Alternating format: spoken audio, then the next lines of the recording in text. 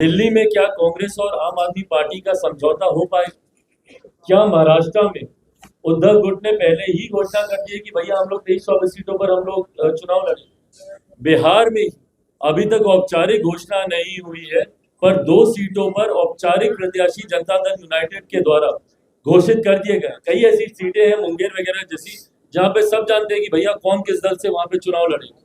तो ऐसे में क्या चुनाव आते आते तक भी ये इंडिया अलायंस एक रहेगा? ये एक बहुत बड़ा प्रश्न चिन्ह है।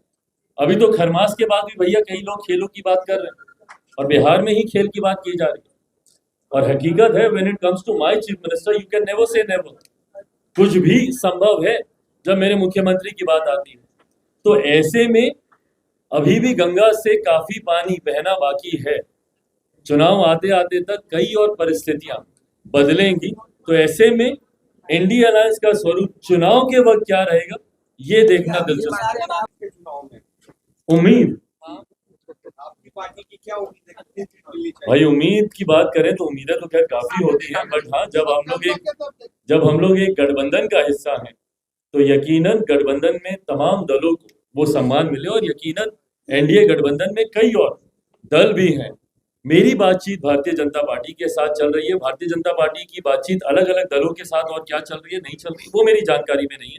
बट हाँ, जो मेरी अपेक्षाएं हैं,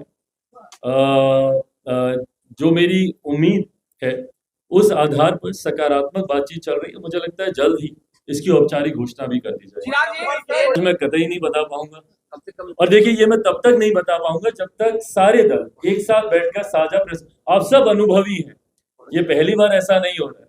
हमेशा आप लोगों ने देखा है कि तमाम घटक दल एक साथ ही बैठकर सीटों की संख्या की औपचारिक घोषणा करते हैं, एक साथ बैठकर ही सीटों के चयन की घोषणा करते हैं और प्रत्याशियों के नाम की घोषणा की जाती है। ये गठबंधन धर्म की मर्यादा ही है। मैं कोई नई मर्यादा का पालन नहीं। मुझे लगता है मंथ एंड तक इसकी घोषणा कर दी जाएगी। चुनाव कोई उनसे अपेक्षा है आपकी? भाई ये मेरी पार्टी की चिंता का विषय है, इससे मुझ और मेरी पार्टी तक ही रहने दें। जनता को इस बात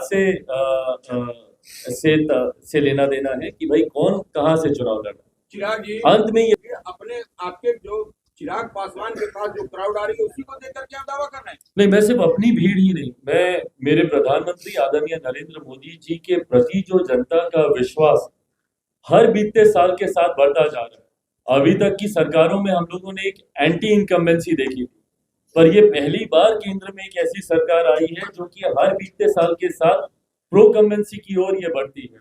हम लोगों ने 2014 से बड़ा जनादेश जनता के द्वारा एनडीए के पक्ष में मिलता हुआ 2019 में देखा। मेरे विश्वास है और मेरे विश्वास को जनता का उत्साह ही बढ़ाता है कि 2024 में 2019 से बड़ा जनादेश हम लोग को मिलने जा रहा है। मैं मानता हूं कि संभवतः, और ये कोई बड़ी बात नहीं होगी, 400 से ज्यादा सीटें इस बार केंद्र में एनडीए गठबंधन जीतकर भारत की संसद में हम लोग जाएं तो ये भी बड़ी बात नहीं होगी। इसके पीछे कारण है प्रधानमंत्री जी का जनता से किया गया वादा और उन वादों को पूरा करना। मोदी की गारंटी जिसकी बात हम लोग करते हैं, मोदी की गारंटी 2014 में, 2019 में, 2024 तक वो गारंटी पूरी हुई है।